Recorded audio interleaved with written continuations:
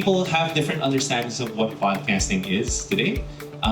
So we'll share with you like how does Spotify see podcasting? How do we see it in the Philippines?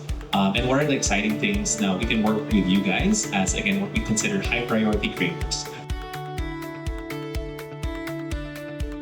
One thing that I'm really interested in knowing about during this event is how to really, catch the audience's attention, especially with your niche.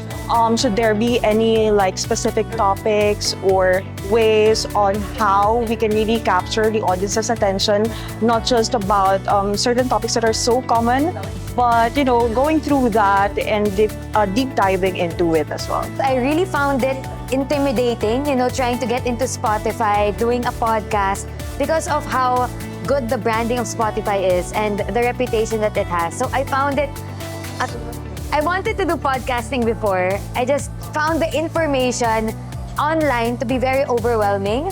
So now that there's a dedicated event for today, I'm excited to learn the best tips and tricks on podcasting, other good habits, stuff that we shouldn't mention or stuff that could really help our audience create a community within themselves where we are able to guide them and lead them in our expertise. I want to learn more about the podcast culture and how it works. Kasi syempre, people just talk about ganito, ganyan. But syempre, you have to have a topic that will really catch people's attention. So that's what I want to learn.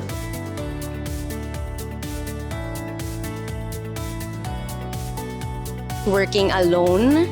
Mahirap kasing magtrabaho mag-isa, mahirap maging one-man prod. So with the help of platforms and of course people sa platform na yon, may help kami na katulad sa kanina magkaroon ng idea and of course iba pa rin mag-brainstorm with a lot of people. Yan. I think one thing about being a content creator is being able to also make others know about what you stand for. And I guess being or having that voice and power would help us as well in terms of making the public more aware of certain issues, of certain misconceptions around the society. And I guess with Spotify, given that Spotify has that big platform, bigger reach of audience, we would be able to really attain our goal in terms of educating people. Being able to connect with my community in different ways. I feel like we're in an age where people think that it's just a very shallow connection online. But I really want to be there for my community because a lot of them are my friends, my relatives, my titos. So I want to create that connection with them, create that chemistry with them. Don't try to look at what others are doing and just copy. Podcasting is a bit different because again, you kind of need to be raw, you kind of need to be vulnerable, and that's really where audiences are good.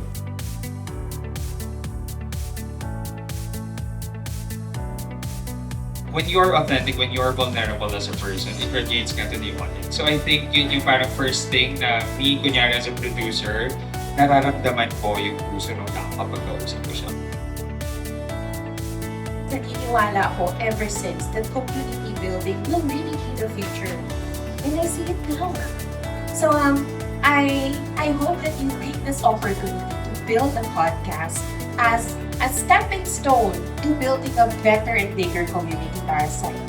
Hello, Gen P. So this is Ryan first. So key lessons from Generation Pagod Season 1. It's really authenticity. So parang for me, ang sarap na i-embrace yung authentic self mo. Nagiging testimony ka sa other people. Be your authentic self. Kasi maraming makaka-relate sa'yo. Yun talaga yung masasabi ko. Mas mamahalin ka ng tao kung totoong ikaw yung nakikita nila. Main things that we want to push here in Blogapalooza is to empower our content creators. We've always been creator first, community first. And this partnership with Spotify will enable us to have those opportunities for creators for the audio, video, or podcast space. And having Spotify as a partner, of course, increases the credibility that we would have to push those programs for our creators. And it also houses the creators in the content that they would create. They can put this in the platform, and the platform will hopefully help them to push this further to more audiences. Through providing opportunities like this, platforms like this, support like this, would help push more creators. Apart from that, having a community of other creators who do this with them would be an additional push. So the Spotify Masterclass, the Spotify Podcast Masterclass in partnership with Blogapalooza is really that platform for our creators to keep on exploring other alternative ways to create content.